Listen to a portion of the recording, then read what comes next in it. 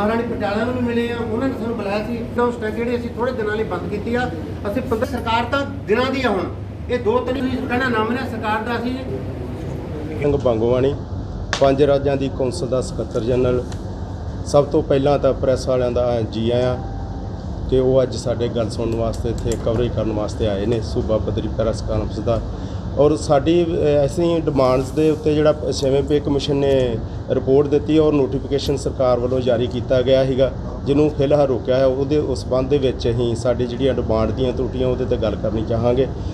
ਸਾਲ 2011 ਦੇ ਵਿੱਚ ਸਾਡੀ ਜਿਹੜੀ ਸਕੇਲਾਂ ਦੀ ਸੀ ਉਹ ਨਵੀਂ ACP ਸਕੀਮ ਦਿੱਤੀ ਗਈ ਸੀਗੀ। ਪਿਛਲੀ ਦੇ ਕੰਟੀਨਿਊਸ਼ਨ 'ਚ 8-16 2000 'ਚ ਦਿੱਤੀ ਸਕੀਮ ਨੂੰ, 8-16 ਨੂੰ ਉਹਨਾਂ ਨੇ 11 ਦੇ ਵਿੱਚ ਰਿਵਾਈਜ਼ ਕੀਤਾ ਸੀਗਾ।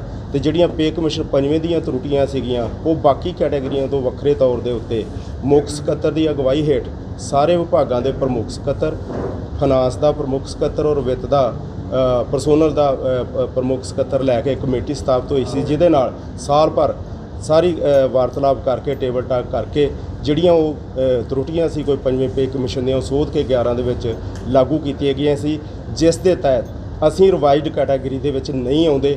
ਜਦੋਂ ਕਿ ਸਰਕਾਰ ਨੇ ਸਾਨੂੰ ਰਿਵਾਈਜ਼ਡ ਕੈਟਾਗਰੀ ਵਿੱਚ 5 ਨੰਬਰ ਦੇ ਉੱਤੇ ਸੀਰੀਅਲ ਨੰਬਰ 'ਤੇ ਪਾ ਕੇ ਸਾਨੂੰ 2.25 ਦਾ ਫੈਕਟਰ ਦੇਣ ਦੀ ਕੋਸ਼ਿਸ਼ ਕੀਤੀ ਹੈ, ਜਿਹੜਾ ਸਾਡੇ ਨਾਲ ਸਰਾਸਰ ਧੱਕਾ ਔਰ ਉਹਨੂੰ ਅਸੀਂ ਮੂਲੋਂ ਰੱਦ ਕਰਦੇ ਹਾਂ। ਉਹਦੇ ਰੋਸ ਵਜੋਂ ਅਸੀਂ ਮਤਲਬ ਜਿਹੜਾ ਇਹ ਐਜੀਟੇਸ਼ਨ ਦਾ ਪ੍ਰੋਗਰਾਮ ਸਾਰਾ ਲਿਖਿਆ ਹੋਇਆ। ਸਾਡਾ ਢਾਂਚਾ ਜਿਹੜਾ ਉਹ ਤੈਸ਼-ਨੈਸ਼ ਕੀਤਾ ਜਾ ਰਿਹਾ ਪੇ ਸਕੇਲਾਂ ਦਾ, ਕਿਉਂਕਿ ਉਹ ਲੀਗਲੀ ਸਾਡਾ ਹੋਇਆ, ਸੰਵਿਧਾਨਕ ਤੌਰ 'ਤੇ ਹੋਇਆ। ਔਰ ਜਿਹੜੀ ਸਬ ਕਮੇਟੀ ਨੇ ਸਾਡੇ ਨਾਲ ਤਾਂ ਮੀਟਿੰਗ ਹੀ ਕੋਈ ਨਹੀਂ ਉਦੋਂ ਕੀਤੀ। ਸਾਡੇ ਨਾ ਹੀ ਉਹਨੇ ਸਬ ਕਮੇਟੀ ਨੇ ਮੀਟਿੰਗ ਕੀਤੀ, ਨਾ ਹੀ ਸਾਡਾ ਕੋਈ ਨੋਟੀਫਿਕੇਸ਼ਨ ਜਾਰੀ ਕੀਤਾ। ਸਾਡਾ ਤੇ ਬਕਾਇਦਾ ਤੌਰ ਦੇ ਉੱਤੇ ਜਿਹੜੀ ਵਿਭਾਗੀ ਕਮੇਟੀ 'ਚ ਉਹਦੇ ਮਿੰਟਸ ਆਫ ਮੀਟਿੰਗ ਸੀਗੇ, ਉਹ ਸਾਰਾ minister of council of minister ਨੇ ਮਤਲਬ ਸਾਰੀ ਕੈਬਨਿਟ ਨੇ ਸਾਡੀ ਸਿਫਾਰਿਸ਼ ਕੀਤੀ ਸੀ ਮੁੱਖ ਮੰਤਰੀ ਨੂੰ ਕਿ ਜਦੋਂ ਆਹ ਵਿਭਾਗੀ ਇਹਨਾਂ ਦੀਆਂ ਜਿਹੜੀਆਂ ਸਕੇਲਾਂ ਦੀਆਂ ਤਰੁੱਟੀਆਂ ਨੇ ਵਿਭਾਗੀ ਸੰਵਿਧਾਨਕ ਕਮੇਟੀ ਬਣੀ ਨੇ ਇਹ ਮੰਨਿਆ ਕਿ ਇਹਨਾਂ ਨਾਲ ਇਹ ਧੱਕਾ ਹੋਇਆ ਤੇ ਕਰਨੀਆਂ ਬਣਦੀਆਂ। ਫਿਰ ਮੁੱਖ ਮੰਤਰੀ ਨੇ ਆਪਣੀ ਅਪਰੂਵਲ ਨਾਲ ਸਾਡਾ ਵੱਖਰੇ ਤੌਰ ਤੋਂ ਇੱਕ ਮਤਲਬ ਰਿਵਾਈਜ਼ਡ ਕੈਟਾਗਰੀ ਤੋਂ ਸਾਨੂੰ ਇਹ ਜਿਹੜਾ ਤਨਖਾਹ ਢਾਂਚਾ ਦਿੱਤਾ ਸੀ, ਜਿਹਨੂੰ ਇਹ ਸਰਕਾਰ ਤੈਸ਼-ਨੈਸ਼ ਕਰਕੇ ਸਾਨੂੰ 2.25 ਦਾ ਫੈਕਟਰ ਦੇਣ ਜਾ ਰਹੀ ਹੈ। ਸਾਡੀ ਡਿਮਾਂਡ ਆ ਕਿ ਸਾਡਾ ਬਣਦਾ 3.01 ਦਾ ਫੈਕਟਰ ਸਾਨੂੰ ਦਿੱਤਾ ਜਾਵੇ ਤੇ 30 ਲੀਟਰ ਦਾ ਪੈਟਰੋਲ ਸਾਨੂੰ ਆਲਰੇਡੀ ਮਿਲ ਰਿਹਾ, ਜਿਹੜਾ CSR 'ਚ ਦਰਜ ਹੈ, ਜਿਹਨੂੰ ਕੋਈ ਚੇਂਜ ਨਹੀਂ ਕਰ ਸਕਦਾ। ਉਹਨੂੰ ਰਿਵਾਈਡ ਕਰਦੇ ਹੋਏ ਜਿਸ ਤਰ੍ਹਾਂ ਬਾਕੀ ਟ੍ਰੈਵਲਿੰਗ ਉਸ ਕੈਟਾਗਰੀਆਂ ਦੇ 1000 ਤੋਂ 2000 ਕੀਤਾ, ਡਬਲ ਕਰ ਦਿੱਤਾ।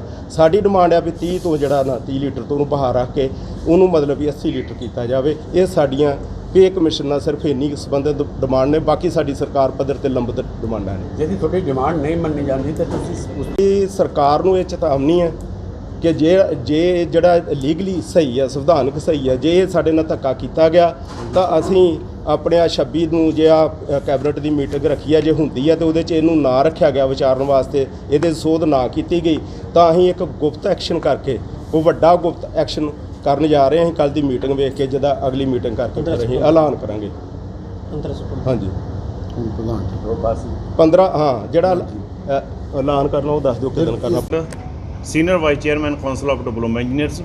ਸਰ, ਜਦ ਤੁਹਾਡੀ ਡਿਮਾਂਡਾਂ ਨਹੀਂ ਮੰਨੀ ਜਾਂਦੀਆਂ ਤੁਸੀਂ ਸਰਕਾਰ ਨੂੰ ਕੀ ਚੇਤਾਵਨੀ ਦੇਣਾ ਚਾਹੁੰਦੇ?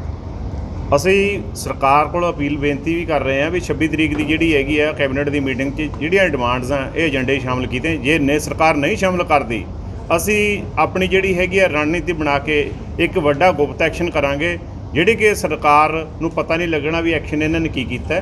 ਸੋ ਸਰਕਾਰ ਨੂੰ ਅਸੀਂ ਕਹਿੰਦੇ ਵੀ ਅਸੀਂ ਵਿਕਾਸ ਦੇ ਰੀੜ੍ਹ ਦੀ ਹੱਡੀ ਹਾਂ, ਸਾਨੂੰ ਵਿਕਾਸ ਦੇ ਜਿਹੜੇ ਸਾਨੂੰ ਵਿਕਾਸ ਦਾ ਕੰਮ ਕਰਨ ਦਿਓ ਤੇ ਸਾਨੂੰ ਆਪਣੀ ਡਿਊਟੀ ਨਿਭਾਉਣ ਦਿਓ। ਸਾਨੂੰ ਜੇ ਸੰਘਰਸ਼ ਪਾਉਣ ਤੇ ਗਰੇਜ ਕਰਾਉਣ ਵਾਸਤੇ ਸਾਨੂੰ ਇਹੋ ਜਿਹੇ ਐਕਸ਼ਨ ਪਾਉਣ ਤੇ ਗਰੇਜ ਕਰੋ। 15 ਸਤੰਬਰ ਨੂੰ ਅਸੀਂ ਕੋਈ ਵੀ ਗੁਪਤ ਐਕਸ਼ਨ ਕਰਾਂਗੇ। ਤੁਹਾਡਾ ਇਫੈਕਟ ਕਿਵੇਂ ਕਰ ਰਿਹਾ ਜੀ ਇਹ? ਮਤਲਬ ਜੇ ਸਰਕਾਰ ਤੁਹਾਡੀ ਇੱਕ ਵੀ ਜਿਹੜੀ ਹੈ ਡਿਮਾਂਡ ਨਾ ਮੰਨੀ, ਫਿਊਚਰ ਕਿਵੇਂ ਦੇਖਦੇ ਹੋ? ਜੋ ਜਿਹੜੀਆਂ ਸ਼ਰਤਾਂ ਲਾਗੂ ਹੋਈਆਂ ਨੇ ਉਹਦੇ ਹਿਸਾਬ ਨਾਲ ਕਿਵੇਂ ਫਿਊਚਰ ਦੇਖਦੇ ਹੋ? ਇਫੈਕਟ ਕਿਵੇਂ ਕਰੂਗਾ ਤੁਹਾਨੂੰ ਪੇ ਕਮਿਸ਼ਨ ਜਿਹੜਾ?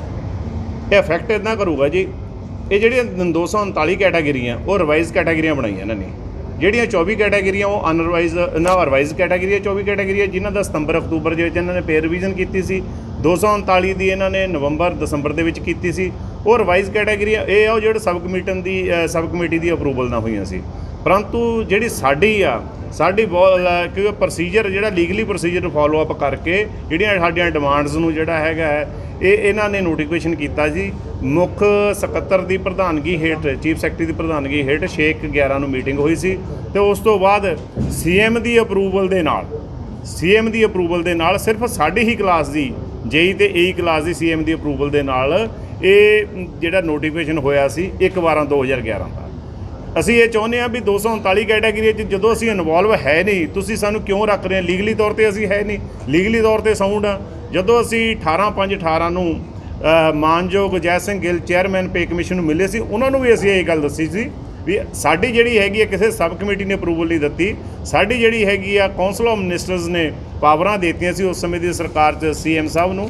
ਸੀਐਮ ਨੇ ਜਿਹੜੀ ਹੈਗੀ ਆ ਸਾਡੀ ਜਿਹੜੀ ਹੈਗੀ ਆ ਮੰਗਾਂ ਪ੍ਰਵਾਨ ਕਰਕੇ ਨੋਟੀਫਿਕੇਸ਼ਨ ਕੀਤਾ ਹੈ। ਬਾਕੀ ਜੋ ਵੀ ਨੋਟੀਫਿਕੇਸ਼ਨ ਹੈਗਾ ਸਾਡੇ ਸਾਰੇ ਸਤਿਕਾਰਯੋਗ ਆ, ਅਸੀਂ ਸਾਰਿਆਂ ਦਾ ਸਤਿਕਾਰ ਕਰਦੇ, ਭਰਾਤਰੀ ਜਥੇਬੰਦੀ ਦੀਆਂ ਮੰਗਾਂ ਦਾ ਵੀ ਸਮਰਥਨ ਕਰਦੇ ਹਾਂ। ਪਰ ਜਿੱਥੇ ਸਾਡੀ ਕਲਾਸ ਦੀ ਗੱਲ ਆ, ਕਿਉਂਕਿ ਇੱਕ ਸਾਡੀ ਹੀ ਕਲਾਸ ਆ ਜਿਨ੍ਹਾਂ ਨੂੰ ਸੀਐਮ ਪੰਜਾਬ ਨੇ, ਉਸ ਸਮੇਂ ਦੇ ਸੀਐਮ ਪੰਜਾਬ ਨੇ ਜਿਹੜੀ ਹੈਗੀ ਸਾਡੇ ਮੰਗਾਂ ਨੂੰ ਅਪਰੂਵਲ ਦਿੱਤੀ ਸੀ। ਪੈਰਿਟੀ ਵਾਲਾ ਇਸ਼ੂ ਮਤਲਬ ਤੁਹਾਡਾ ਵੀ ਮੇਨ ਉਹੀ ਜਿਹੜਾ ਇਸ਼ੂ ਰਹੂਗਾ, ਜਿਹੜਾ ਪੈਰਿਟੀ ਹੈ ਨਹੀਂ, ਜਿਹੜੀ ਫੈਕਟਰ ਬਾਰੇ ਕੰਮ ਬੰਦ ਕਰਾਂਗੇ, ਜਿਹੜਾ ਮਤਲਬ ਜਿਵੇਂ ਤੁਸੀਂ ਅਨਰਿਵਾਈਜ਼ਡ ਕੈਟਾਗਰੀਜ਼ ਦੀ ਗੱਲ ਕਰ ਰਹੇ ਹੈਗੇ। ਨਹੀਂ, ਉਹ ਅਨਰਿਵਾਈਜ਼ ਕੈਟਾਗਰੀ ਜਿਹੜੀਆਂ ਉਹ ਕੈਟਾਗਰੀਜ਼ ਆ, ਜਦੋਂ ਦੇਖੋ 24 ਕੈਟਾਗਰੀ ਇਹ ਆ, ਮੈਂ ਤੁਹਾਨੂੰ ਕਲੀਅਰ ਦੱਸਣਾ ਚਾਹੁੰਦਾ ਹਾਂ ਵੀ ਇਹ 24 ਕੈਟਾਗਰੀਆਂ ਜਿਹੜੇ ਮਿੰਟਸ ਆਫ ਮੀਟਿੰਗ ਹੋਏ ਸੀ ਪਿੱਛੇ ਕੈਬਨਿਟ ਦੀ ਮੀਟਿੰਗ ਦੇ ਵਿੱਚ, ਉਹ 24 ਕੈਟਾਗਰੀਆਂ ਦੇ ਵਿੱਚ ਉਹ ਜਿਹੜੀ ਕੈਟਾਗਰੀਆਂ 5th ਪੇ ਕਮਿਸ਼ਨ ਨੇ ਰਿਕਮੈਂਡ ਕੀਤੇ ਸੀ ਸਕੇਲ ਉਹਨਾਂ ਦੇ ਸਤੰਬਰ ਅਕਤੂਬਰ 'ਚ ਵਧਾਏ ਗਏ ਸੀ ਤੇ ਜਿਹੜੀਆਂ 239 ਕੈਟਾਗਰੀਆਂ ਉਹ ਸਬ ਕਮੇਟੀ ਦੀ ਅਪਰੂਵਲ ਨਾਲ ਵਧਾਏ ਗਏ ਨੇ। ਸਾਨੂੰ ਜਿਹੜਾ ਹੈਗਾ 5 ਨੰਬਰ ਸੀਰੀਅਲ ਤੇ ਰੱਖਿਆ ਗਿਆ 239 ਕੈਟਾਗਰੀਆਂ ਦੇ ਵਿੱਚ, ਪਰ ਜਦ ਕਿ ਗੱਲ ਤਾਂ ਸਾਡਾ ਜਿਹੜਾ ਹੈਗਾ ਇਹਦੇ ਨਾਲ ਕੋਈ ਵੀ ਲੈਣ ਦੇਣ ਨਹੀਂ ਹੈਗਾ। ਅਸੀਂ 239 ਕੈਟਾਗਰੀਆਂ ਦੇ ਵਿੱਚ ਅਸੀਂ ਕਵਰ ਨਹੀਂ ਹੁੰਦੇ। ਇਹ 5 ਨੰਬਰ ਤੇ ਸਾਨੂੰ ਜੂਨੀਅਰ ਇੰਜੀਨੀਅਰ ਰੱਖਿਆ, ਇਹ ਲਿਖਿਆ ਕੈਬਨਿਟ ਸਬ ਕਮੇਟੀ ਦੀ ਰਿਕਮੈਂਡੇਸ਼ਨ ਦੇ ਨਾਲ ਜਿਹੜੀ ਹੈਗੀ ਹੈ ਇਹ 200।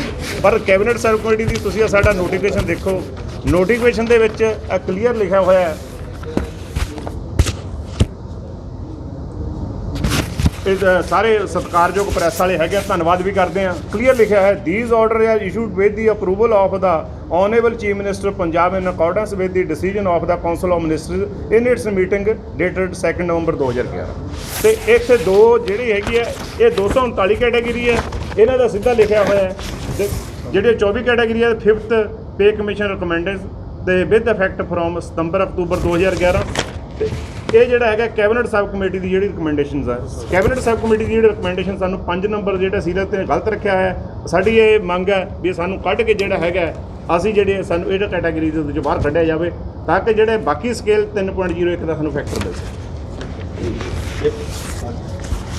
ਇੱਕ ਆਪਣੇ ਤੁਸੀਂ ਪੁੱਛਿਆ ਸੀਗਾ ਆਪਣੇ ਪੇ ਪੈਟੀ ਬਾਰੇ, ਮਤਲਬ ਬਾਕੀ ਰਿਲੇਟਡ ਨਹੀਂ ਹੈ, ਲੇਕਿਨ ਅਸੀਂ ਸਾਰੇ ਹੀ ਮੁਲਾਜ਼ਮ ਵਰਗ ਦਾ ਸਮਰਥਨ ਕਰਦੇ ਹਾਂ ਜਿਹੜਾ ਫੈਕਟਰ ਦੇ ਰਹੇ ਨੇ।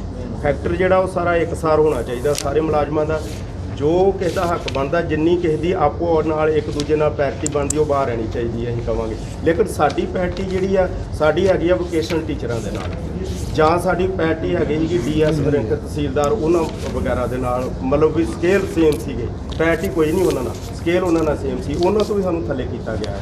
ਉਹਦਾ ਅਸੀਂ ਵਿਰੋਧ ਕਰਦੇ ਹਾਂ। ਜੇ ਸਾਨੂੰ ਦਿੰਦੇ ਨਹੀਂ, ਜੇ ਸਾਨੂੰ ਕੈਟਾਗਰੀ ਰਿਵਾਈਜ਼ ਦੇ ਵਿੱਚ ਰੱਖਦੇ ਆ ਤੇ ਸਾਨੂੰ ਤਾਂ ਬਹੁਤ ਵੱਡਾ ਨੁਕਸਾਨ ਸਾਡਾ, ਤੇ ਉਹ ਸਾਰਾ ਢਾਂਚਾ ਇੱਕ ਤੈਸ਼-ਨੈਸ ਹੋ ਜਾਂਦਾ ਔਰ ਜਿਹੜਾ 2.25 ਦਾ ਫੈਕਟਰ ਦੇਣਗੇ ਉਹਦੇ ਨਾਲ ਸਾਨੂੰ ਘਾਟਾ ਪੈਂਦਾ। ਇਸ ਕਰਕੇ ਅਸੀਂ ਰੋਸ ਵਜੋਂ ਇਹ ਕਰ ਰਹੇ ਹਾਂ। ਅਸੀਂ ਇਹ ਸਰਕਾਰ ਨੂੰ ਅਪੀਲ ਵੀ ਕਰਦੇ ਹਾਂ ਔਰ ਜੋ ਸਾਨੂੰ ਐਕਸ਼ਨ ਕਰਨਾ ਪਏਗਾ, ਜਿਸ ਤਰ੍ਹਾਂ ਅਸੀਂ ਗੁਪਤ ਐਕਸ਼ਨ ਲਿਖਿਆ ਵਾ, ਉਹ 15 ਸਤੰਬਰ ਤਰੀਕ ਨੂੰ ਜੂਨੀਅਰ ਡੇ ਆ, ਸਾਰੇ ਜੇਈ ਤੋਂ ਲੈ ਕੇ ਚੀਫ ਇੰਜੀਨੀਅਰ ਸ਼ਾਮਲ ਹੋਣੇ ਆ। ਉਹ ਵੀ ਵੈਲਫੇਅਰ ਸੁਸਾਇਟੀ ਬਣੀ ਹੋਈ ਹੈ, ਉਹ ਵੀ ਫਾਈਟ ਕਰ ਰਹੀ ਆ, ਜਿਹਦੇ 'ਚ ਅਸੀਂ ਸ਼ਾਮਲ ਆ।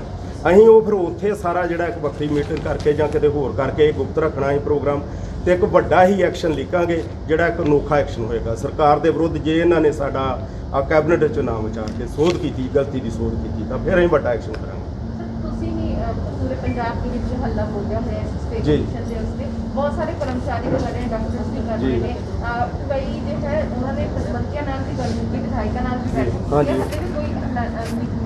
ਕੀ ਤੁਹਾਨੂੰ ਲੱਗਦਾ ਹੈ ਕਿ ਮੰਤਰੀਆਂ ਵਿਧਾਇਕਾਂ ਨਾਲ ਬੈਠਕ ਕਰਕੇ ਕੋਈ ਮਸਲਾ ਹੱਲ ਹੋ ਸਕਦਾ ਹੈ? ਅਸੀਂ ਸਾਡੇ ਨਾਲ ਵੀ ਕੌਂਸਲ ਦੇ ਡੈਪੂਟੇਸ਼ਨ ਦੀ ਮਹਾਰਾਣੀ ਜੀ ਨਾਲ ਪ੍ਰਨੀਤ ਕੌਰ ਜੀ ਨਾਲ ਗੱਲ ਹੋਈ ਹੈ ਔਰ ਆ ਪਿਛਲੇ ਦਿਨੀ 1-2 ਦਿਨਾਂ ਦੇ ਵਿੱਚ ਹੀ ਸਾਡੀ ਜਿਹੜੀ ਮਤਲਬ ਬ੍ਰਹਮਿੰਦਰਾ ਜੀ ਨਾਲ ਮੀਟਿੰਗ ਹੋਈ ਆ ਚੇਅਰਮੈਨ ਨੇ ਜਿਹੜੇ ਸਬ ਕਮੇਟੀ ਦੇ ਨਾਮਜ਼ਦ ਦੂਰ ਕਰਨ ਵਾਸਤੇ।